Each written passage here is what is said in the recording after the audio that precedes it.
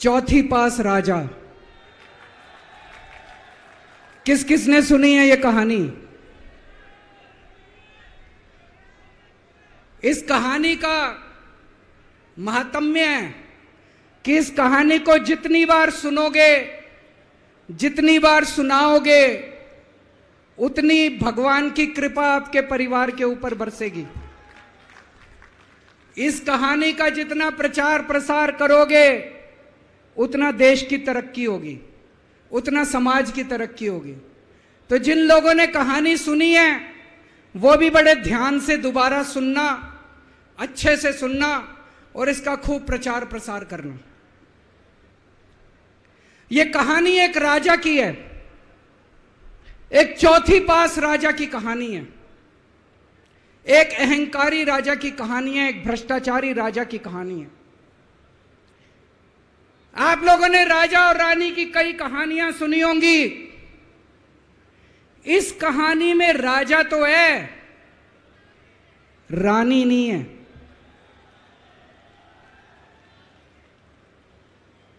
तो एक महान देश था, कई हजार साल पुराना देश।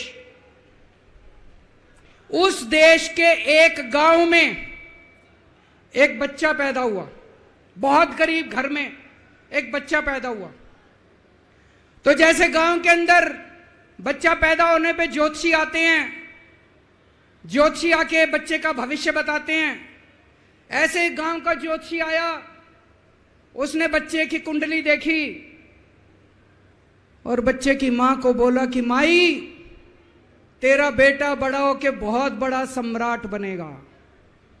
माई को समझ नहीं आया, मैं इतनी गरीब, मेरा परिवार इतना गरीब, मेरा बेटा सम्राट कैसे बनेगा। खैर, बच्चा धीरे धीरे बड़ा होने लगा। गांव के सरकारी स्कूल में उसका एडमिशन करा दिया।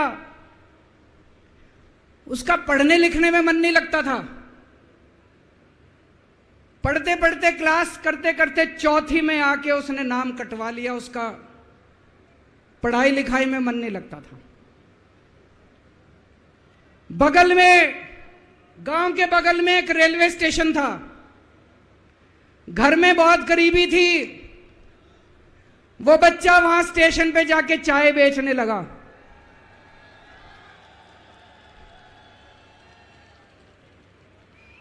चाय बेच के अपना गुजारा करता था। वो भाषण बहुत अच्छा देता था, बचपन से ही बड़ा अच्छा भाषण देता था। गांव के लड़कों को इकट्ठा कर लेता और भाषण देना चालू करता। धीरे धीरे आसपास के गांव में फैल गया कि यह बच्चा भाषण बड़े अच्छे देता है। आसपास के लड़के भी इकट्ठे हो गए और जो मर्जी टॉपिक हो भाषण देना चालू कर देता था और रुकता ही नहीं था, घंटों घंटों तक भाषण देता रहता था। बच्चा बड़ा हुआ। ज्योतिषी ने कहा था बड़ा होके बच्चा उस महान देश का सम्राट बन गया। लेकिन राजा तो अनपढ़ था, उसे तो कुछ आता नहीं था। अफसर आते, उस अनपढ़ राजा से जहां मर्जी साइन करा लेते, जहां मर्जी जो मर्जी साइन करा लेते। वो राजा अनपढ़ था, उसे लगता था मैं अगर अफसरों से पूछूंगा तो मेरी कमजोरी सबके सामने प्रकट हो जाएगी। अफसरों को लगेगा मेरे को कुछ आता नहीं है। अफसर जो मर्जी लेके आते थे वहां साइन कर देता था। वो धीरे धीरे पूरे देश के अंदर फैल गया कि राजा अनपढ़ है, राजा अनपढ़ है। राजा को बड़ा बुरा लगने लगा। तो राजा ने कहीं से एक फर्जी डिग्री का जुगाड़ कर लिया। एक फर्जी डिग्री का जुगाड़ कर लिया, एमए की डिग्री का। और राजा बोला मैं एमए हूं। पर सच्चाई तो पूरे देश को पता थी, राजा तो अनपढ़ था। धीरे धीरे राजा अहंकारी भी होता गया। अहंकारी राजा और ऊपर से अनपढ़। जो मर्जी उस राजा के पास जाता और राजा से कुछ भी पास करा के ले आता।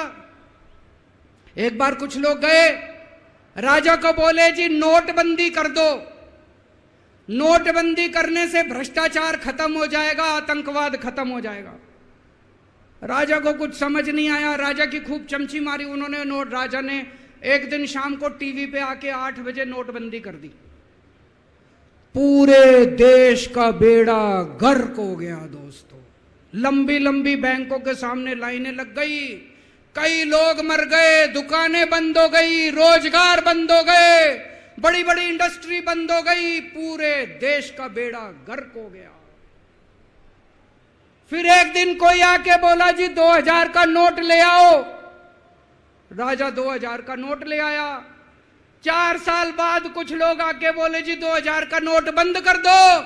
राजा ने 2000 का नोट बंद कर दिया। राजा को अक्ल तो थी नहीं, बेवकूफ था, अनपढ़ था। कभी 2000 का नोट चालू करता था, कभी 2000 का नोट बंद करता था। एक बार कुछ लोग आके बोले जी ये किसानों के कानून बना दो, इस कानून से किसानों का भला होगा। राजा ने कानून बना दिए। पूरे देश के किसान सड़कों पे उतर आए। 750 किसान मर गए आंदोलन में, और 1 साल के बाद राजा को वो तीनों कानून वापस लेने पड़े। एक बार उस देश के अंदर बहुत बड़ी महामारी फैल गई, चारों तरफ महामारी फैल गई, लोग मरने लगे। किसने आके बोला जी थाली बजवाओ तो देश ठीक हो जाएगा। तो राजा ने पूरे देश में थाली और चम्मच बजवा दिए। महामारी तो नहीं बची, महामारी तो फैली रही। किसी ने आके कहा जी डॉक्टरों की जरूरत पड़ेगी, दवाइयों की जरूरत पड़ेगी, इंजेक्शन की जरूरत पड़ेगी, तब महामारी रुकेगी। राजा अपने दोस्तों का बड़ा ख्याल रखता था। उसके दोस्त थे।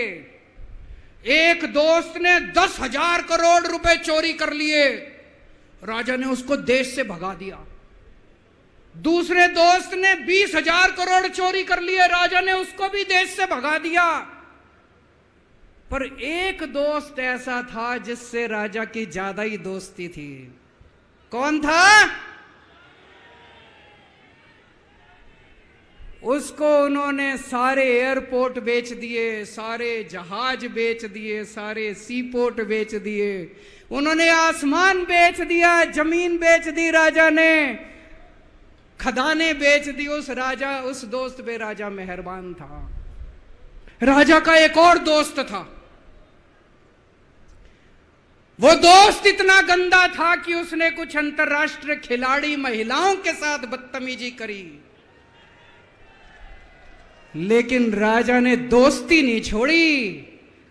मजाल जो उस दोस्त के ऊपर कोई आंच आ जाए, राजा उस दोस्त के साथ खड़ा रहा, लेकिन उसने खिलाड़ियों का सुना। राजा का एक और दोस्त था। उस दोस्त ने किसानों के ऊपर गाड़ी चढ़ा दी, रौंद दिया, कुचल दिया किसानों को। राजा ने अपनी दोस्ती नहीं छोड़ी। इस बात पे तो दाद देनी पड़ेगी कि राजा दोस्तबाज था, 1 नंबर का दोस्तबाज था। चारों तरफ अत्याचार हो गया, चारों तरफ देश के अंदर इनके अपने लोग जो थे वो बलात्कार करने लगे, गलत काम करने लगे, हाहाकार मच गया। जो राजा के खिलाफ बोलता, राजा उसको पकड़ के जेल में डाल देता। एक दिन एक पत्रकार ने कार्टून बना दिया राजा के खिलाफ, उस पत्रकार को उठा के जेल में डाल दिया। एक दिन एक किसी पत्रकार ने उनके खिलाफ कुछ लिख दिया, उसको पकड़ के जेल में डाल दिया।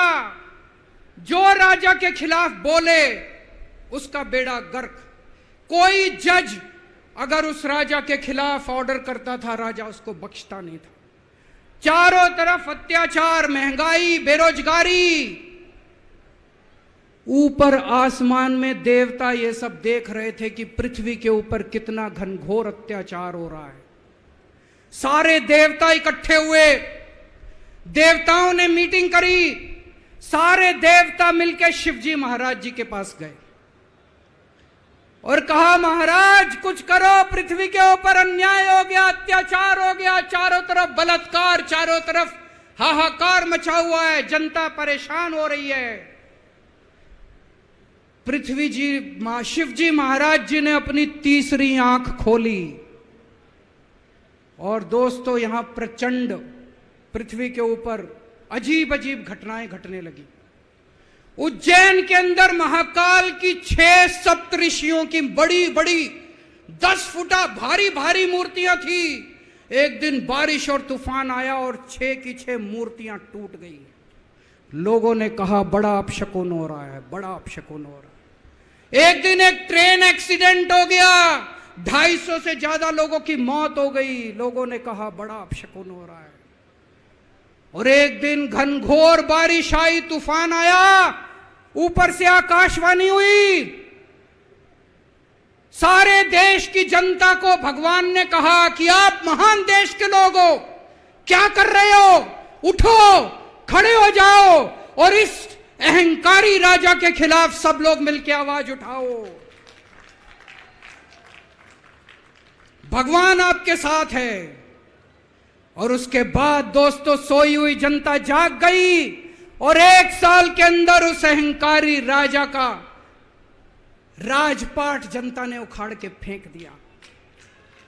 और उसके बाद वो महान देश दिन दूनी रात चौगुनी प्रगति करने लगा।